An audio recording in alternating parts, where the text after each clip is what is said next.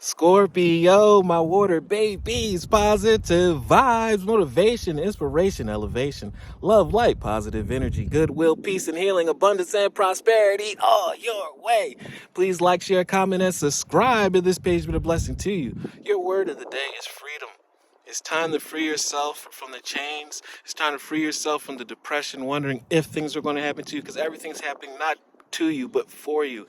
Your platform to shine, to be the superstar that you are, to show off your gifts are at hand, is at this moment.